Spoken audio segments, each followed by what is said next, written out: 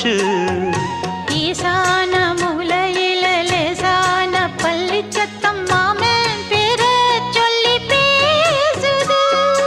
ஆறாத சோகந்தன்ன தீராம சேர்த்து வச்சு ஊரும் சேர்ந்து என்ன ஏசுது.